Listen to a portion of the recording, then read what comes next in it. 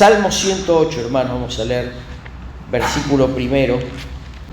Dice así la palabra de Dios: mi corazón está dispuesto, oh Dios, cantaré y entonaré salmos, esta es mi gloria. Versículo 4: porque más grande que los cielos es tu misericordia, y hasta los cielos tu verdad. Hasta aquí nomás por ahora, vamos a leer más después, pero este es un salmo atribuido a David y es tomado casi en su totalidad de dos salmos anteriores. Los primeros 5 versículos son todos del Salmo 57, casi literal, versículos 7 al 11.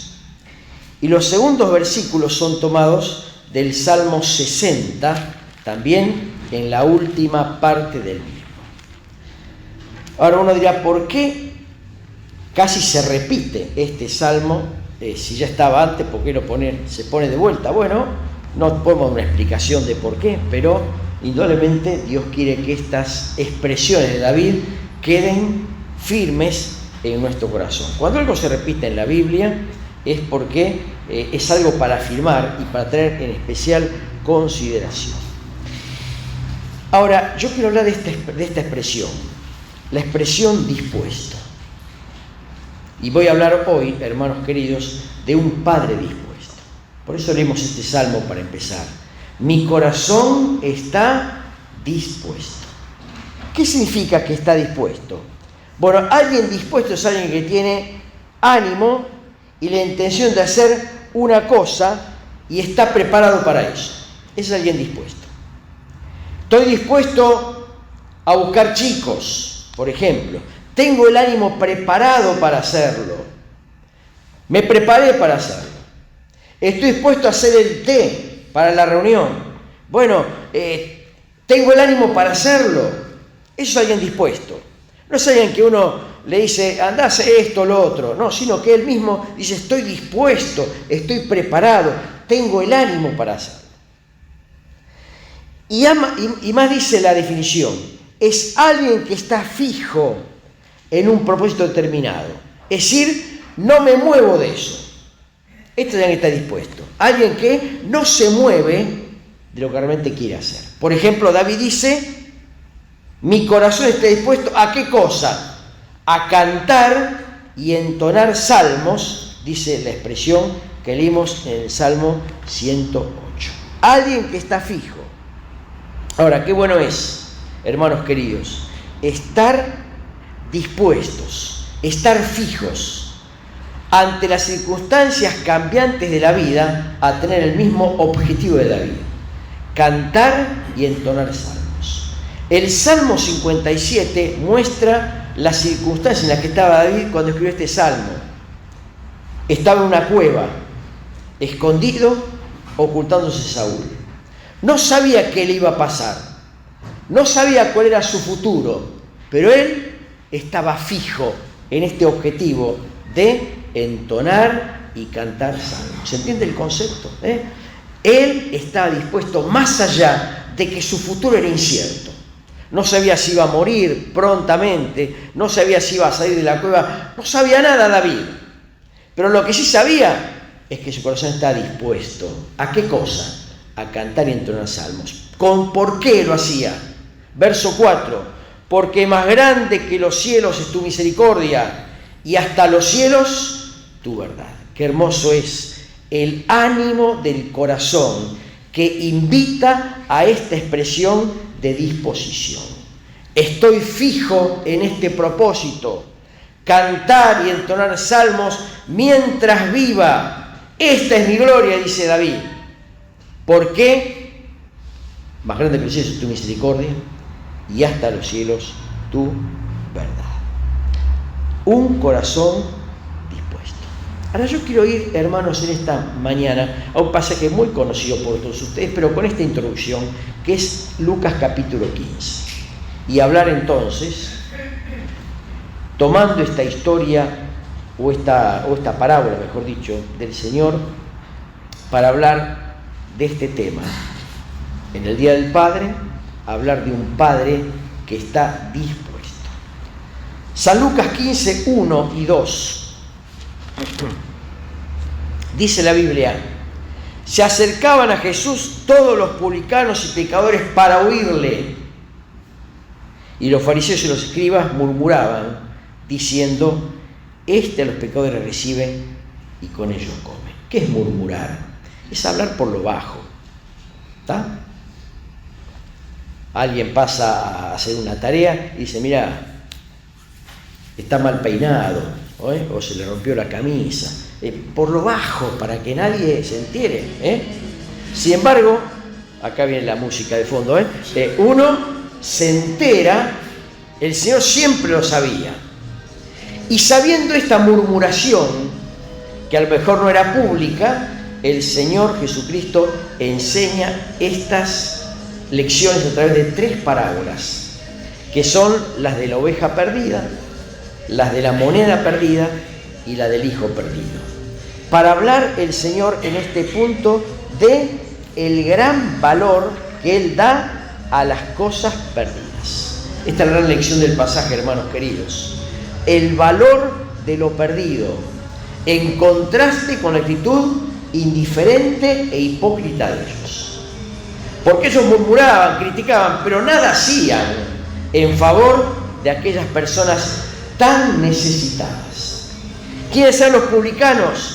Los que cobran los impuestos públicos y eran mal vistos porque eran compatriotas que le sacaban plata al pueblo para darle al gobierno reinante, que era al gobierno opresor. Así que, ¿cómo vos, que sos mi paisano, me sacás plata a mí para darle a los romanos? Bueno, estaba mal visto esto. Y ellos tenían, estos publicanos, una gran necesidad. Y los pecadores, ¿quiénes son los pecadores? Los que reconocían su pecado. Porque la verdad es que todos somos pecadores, pero no todos reconocen su pecado. Los fariseos y escribas eran tan pecadores como ellos. La diferencia era que no reconocían su pecado. Y las parábolas están escritas para pensar en esto. Por ejemplo, la primera parábola es la parábola de la oveja perdida. Y dice el Señor: ¿quién de ustedes, teniendo 100 ovejas, se pierde una, no deja las 99 en el desierto y va tras la que se perdió hasta encontrarla? Y la busca, y cuando la encuentra, dice que se pone gozoso, la pone en sus hombros, y al llegar a casa reúne a sus amigos y vecinos diciéndoles: gozaos conmigo porque encontré mi oveja que se había perdido. La gran lección aquí es que Él dejó todo para encontrarla. Fíjense el detalle: ¿dónde deja las 99 ovejas? No las deja en el redil, las deja en el desierto. Y esto tipifica a los fariseos y escribas, que estaban tan perdidos como la otra oveja, pero nunca lo reconocieron. Acá el Señor buscaba la oveja que se sabía perdida, que se fue del resto, y el Señor la buscó hasta encontrarla. La enseñanza es: Él dejó todo para encontrar la oveja. La segunda parábola es la de la moneda perdida, una dracma, una moneda de valor. Y dice que la mujer enciende la lámpara, figura del Espíritu Santo, y busca por todos lados hasta encontrar la moneda. Y entonces, cuando encuentra una de las vecinas y dice: gozaos conmigo porque encontré la dracma que se había perdido, algo de gran valor para ella. La oveja era de gran valor para el pastor, que dejó las demás para buscarla. La moneda de gran valor para ella. Y la gran enseñanza es que trabajó con afán hasta recuperarla. Por un lado, dejó todo. Por otro lado, trabajó con afán y no descansó hasta recuperarla. Y luego está, tal vez una de las más conocidas por nosotros, la del hijo perdido. Y habla de un padre que nunca se resignó a perder. Nunca se resignó. Así que las 3 parábolas dejan 3 enseñanzas hermosas. Primero, hablando de aquel que dejó todo para encontrar lo que se había perdido. Segundo, la enseñanza de aquel que trabajó con afán hasta recuperar lo perdido. Y tercero, la enseñanza de aquel que nunca se resignó y dijo, ya lo perdí. El padre nunca se resignó a perder el hijo. Lucas 15:11. Lo leo rápidamente, hermano, porque ya ustedes la historia la conocen. Un hombre tenía 2 hijos y el menor de ellos le dijo al padre, dame la parte de los bienes que me corresponde. Y le repartió los bienes a los 2. Les repartió los bienes a los 2. Y no muchos días después, el hijo menor que hizo, juntó todo. Se fue lejos, a una provincia apartada, y allí despreció sus bienes viviendo perdidamente. Y cuando todo lo hubo malgastado, vino una gran hambre en aquella provincia y comenzó a faltarle. Y fue y se arrimó a uno de los ciudadanos de aquella tierra, el cual le envió su hacienda para pastarse los cerdos. Y deseaba llenar su vientre de las algarrobas de los cerdos que comían, pero nadie le daba. Y volviendo en sí, en esa tremenda hambruna, dijo, ¿cuántos jornaleros en casa de mi padre tienen abundancia de pan? Y yo aquí perezco de hambre. Me levantaré e iré a mi padre y le diré, Padre, he pecado contra el cielo y contra ti, ya no soy digno de ser llamado tu hijo, hazme como a uno de tus jornaleros. Y levantándose vino a su padre, y cuando aún estaba lejos, lo vio su padre y fue movido a misericordia, y corrió y se echó sobre su cuello y le besó. Y el hijo le dijo, Padre, he pecado contra el cielo y contra ti, ya no soy digno de ser llamado tu hijo. Pero el padre dijo a sus siervos, sacad el mejor vestido y vestidle, y poned un anillo en su mano y calzón en sus pies, y traed el becerro gordo y matadlo y comamos y hagamos fiesta. Porque mi hijo muerto era y ha revivido, se había perdido y es hallado. Y comenzaron a regocijarse. Hasta aquí la lectura, hermanos. Historia conocida por todos, sin lugar a dudas. Pero que me habla a mí de un padre dispuesto. ¿Dispuesto a qué? Primero, dispuesto a soportar. Un padre dispuesto a soportar. Versículo 12. El reclamo económico del hijo menor en este caso. Y además la manera en que le casi exigió que le dé la herencia. No le dijo, Padre, ¿podrías considerar anticiparme la herencia? ¿O podrías darme algo de lo que me va a tocar cuando vos ya no estés? Fíjense el tono del reclamo del hijo. Padre, dame. Con exigencia, con altivez, diciéndole, acá mi juventud se consume, dame la plata, la parte que me corresponde, la plata, como quieran decirle. Y el padre les repartió los bienes soportando la exigencia, por lo menos, de uno de los hijos.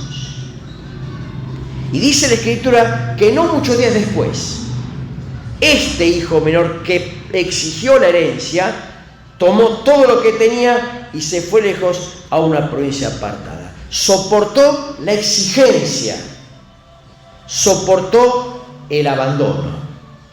El padre dispuesto a soportar. El padre figura de Dios, hermanos queridos, como todos ustedes saben. Y Dios es un padre que soporta. Génesis capítulo 6, versículo 5, habla de esta actitud de Dios ante la decisión del hombre. Dice, vio Dios que la maldad de los hombres era mucha en la tierra y que todo designio de los pensamientos de ellos era de continuo solamente el mal. Y agrega, y le dolió en su corazón. Un padre que soporta. Le dolió en su corazón. Primera Samuel 15, versículo 11, habla del primer rey de Israel, Saúl, y dice Dios acerca de él, me pesa haber puesto por rey a Saúl, porque se ha vuelto en pos de mí y no ha obedecido a mis palabras. Me pesa un padre que soporta. Isaías 53 da la misma figura diciendo: todos nosotros nos descarriamos como ovejas, cada cual, como aquel hijo menor, se apartó por su camino, y el Padre soporta la decisión errada de aquellos que con amor Él había creado. 1 Corintios 13:7 define al amor y dice lo siguiente: el amor todo lo sufre, todo lo cree, todo lo espera, todo lo soporta. Dios es amor y en ese amor Él soporta las malas decisiones que tomamos apartándonos de Él.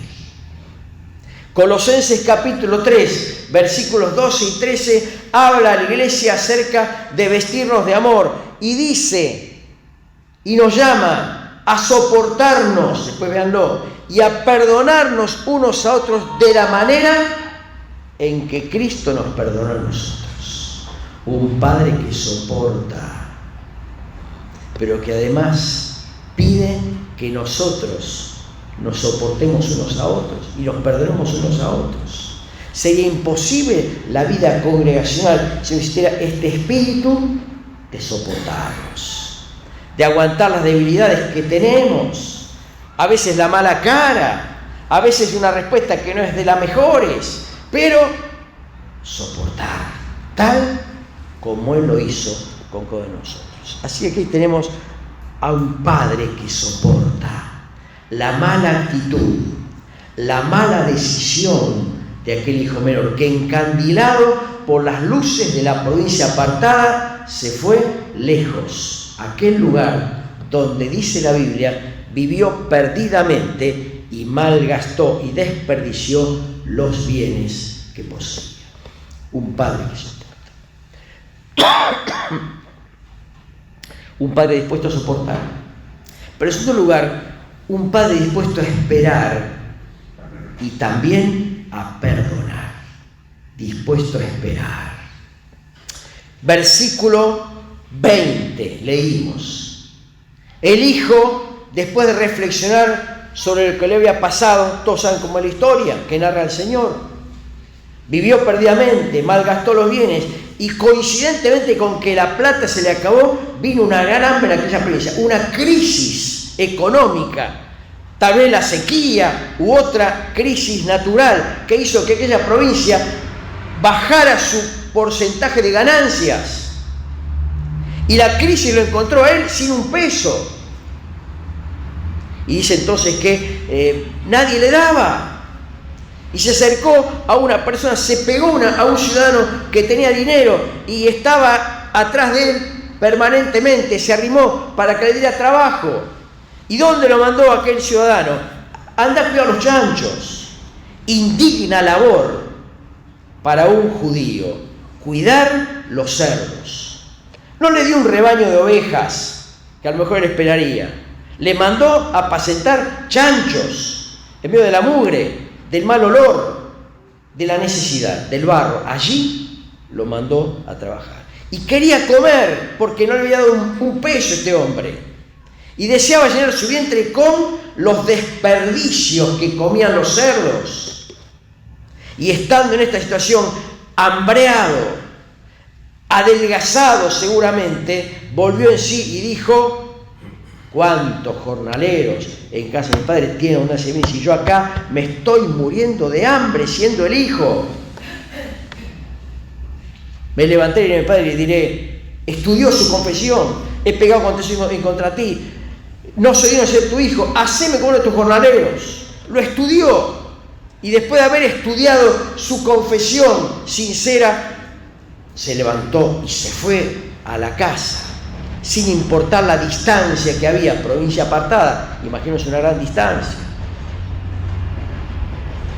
Y el versículo 20 dice, aquel padre, cuando aún estaba lejos, lo vio su padre. El padre lo esperaba.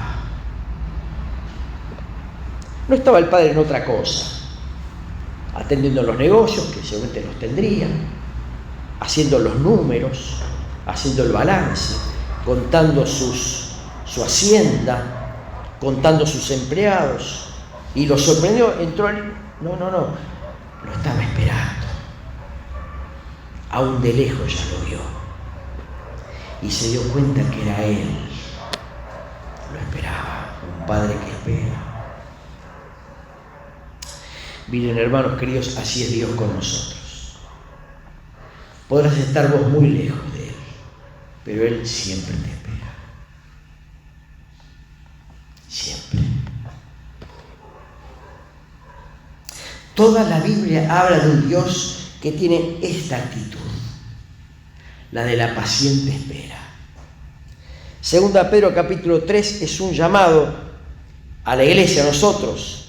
Dice que Dios es paciente para con nosotros, la iglesia, no queriendo que ninguno se pierda, sino que todos procedan al arrepentimiento. Dios es paciente para con nosotros. ¿Por qué para con nosotros? Porque nosotros somos los ojos de Dios, somos las manos de Dios, somos los pies de Dios. Y tenemos que darnos cuenta de aquel que está afuera y sufre. Y tenemos que ir en su búsqueda. Y tenemos que anunciar la buena nueva de salvación. Nosotros. Porque nosotros somos el pueblo de Dios. Que defendemos los intereses de Dios. Y que dice, Dios no quiere que ninguno perezca. Entonces es paciente para con nosotros. Romanos 14 dice, es hora de levantarnos del sueño, porque Él está más cerca de nuestra salvación que cuando creímos. Dios es paciente, espera. Y hay un montón de gente hoy, siglo XXI, que se está perdiendo en la miseria espiritual y en la ruina personal. Y nosotros tenemos que ir a buscarlos a ellos. Dios es paciente para con nosotros, porque no quiere que ninguno se pierda. Nunca te olvides que vos sos los pies de Dios, vos sos los ojos de Dios, vos sos las manos de Dios. Y afuera hay muchos que se están perdiendo sin tener idea de quién es Dios. Él es paciente, un padre dispuesto a esperar. El padre lo esperaba, pero además un padre dispuesto a perdonar. Dice que lo vio su padre, fue movido a misericordia, corrió, se echó sobre su cuello y le besó. Y no le dejó terminar la confesión. ¿Qué dijo el hijo? Padre, he pecado contra ti, ya los señores se llamó tu hijo. E iba a seguir, hazme como tu jornalero. No le dijo más nada, porque el padre lo interrumpió con su brazo, con sus besos, con su caricia, y le perdonó la inmensidad de su pecado. El padre lo esperaba y no lo recibió como al jornalero, sino como al hijo, volviendo a la condición que antes tenía. Miramos, hermanos, lo mal que nos trata el pecado. Aquel hijo se fue altivo y ganador y ahora vuelve solo y empobrecido. Aquel hijo se dio de la casa limpio y poderoso y ahora vuelve quebrantado y maloliente. Finalmente aquel hijo se fue pensando en que encontraría lo mejor y volvió con hambre y frustración. El mundo siempre nos trata mal. Entiendo que somos todos creyentes, pero ¿cuántas veces miramos para afuera? ¿No es así, hermanos? Y pensamos que afuera hay cosas que son mejores. Nos parece que la gente es mejor a veces. Nos parece que la diversión es mejor. Nos parece que se saca más sustento económico afuera que estando acá adentro. ¿No es así, hermanos? ¿No nos parece a veces que las cosas afuera son mejores? Sirva este pasaje para ilustrarnos en que lo de afuera nunca es mejor. Que el mundo y el pecado nos trata muy mal, primero a nosotros los creyentes.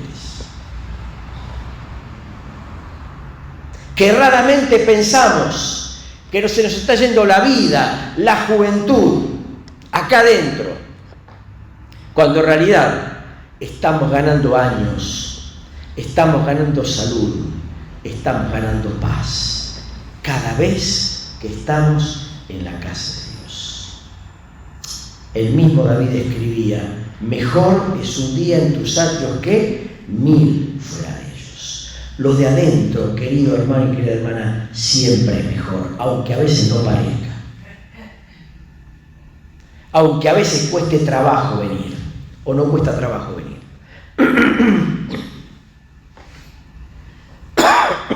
Aunque a veces querramos quedarnos un poco más con la gente del trabajo. ¿No es así? Y no pongan porque está en la reunión. Lo de adentro es siempre mejor, querido y querida. Fíjense cómo se fue aquel hijo. Fíjense cómo volvió. Y hagamos nuestra conclusión personal. El mundo siempre nos trata mal. Salmo 51:17 dice: al corazón contrito y humillado no despreciarás tú, oh Dios. ¿No será hora de volver a Dios? Preguntamos en esta mañana. Hay aquí un padre que espera, dispuesto a esperar, a perdonar y a recibir. Y termino porque ya es la 1:05 y a la 1 quiero terminar. Hablando de un padre dispuesto a recibir y a restaurar. Primero, un padre dispuesto a soportar. Segundo, un padre dispuesto a esperar y a perdonar. Y tercero, un padre dispuesto a recibir y a restaurar. El padre dijo a sus hijos, versículo 22, saquen el mejor vestido y vístanle, y pongan en su mano y calzón en sus pies. Le recibió andrajoso y descalzo y le vistió con esplendidez. No dijo: traigan lo que encuentren y pónganle algo, pues este está todo roñoso, perdón la expresión.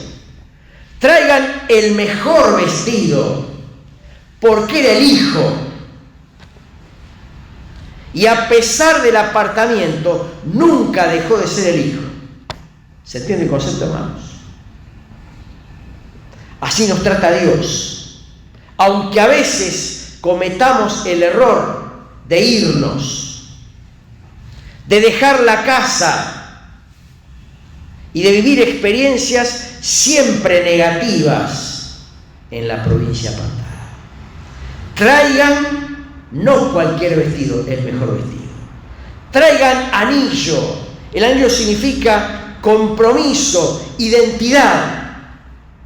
El anillo identificaba al hijo, no cualquiera tenía el anillo. Traigan el anillo y pónganselo. Y traigan calzado, para que estos pies lastimados y sucios dejen de estar como estaban.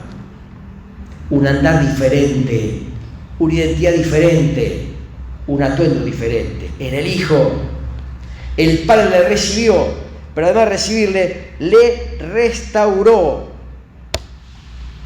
Y agrega: traigan el becerro gordo y matadlo y comamos y hagamos fiesta, porque este mi hijo muerto era revivido, se había perdido y es hallado. Y dice: y comenzaron a regocijarse. Qué maravilla, hermanos, pensar que Dios es así. Es el Padre que soporta, es el Padre que espera años a veces. Es el Padre que recibe así como estamos. Es el Padre que perdona y restaura. Este es el Padre del cual hoy y todos los días tenemos que pensar. Es nuestro Padre. Hermanos, termino opinando esta historia y diciendo en esta hora: es tiempo de mirar la realidad. Primero, la realidad de nuestra vida y considerar cuál es nuestra condición, dónde estamos y cómo estamos. Tal vez lejos del Padre, Porque ustedes coincidan conmigo, a veces estamos acá adentro y estamos lejos del Padre. Estar acá no significa que estamos cerca de Dios. A veces sí, pero no siempre es así, o no es así. Muchas veces hemos visto mucha gente que vino durante meses calentando banco y después se fue. ¿Por qué se fue? Entre otras cosas, porque nunca estuvo cerca del Padre, entre otras cosas. Podemos estar acá y no estar acá. Me ha pasado a mí. Estoy acá, pero la casa está en los pacientes, es que diagnóstico. Y no estoy acá. Y me salió Aldo, ¿qué? Y Aldo no vino, Aldo se quedó en el sanatorio. ¿No? ¿No es cierto, hermano? No le pasa a usted, no soy, yo creo que soy el único que le pasa eso. Podemos estar acá y no estar acá.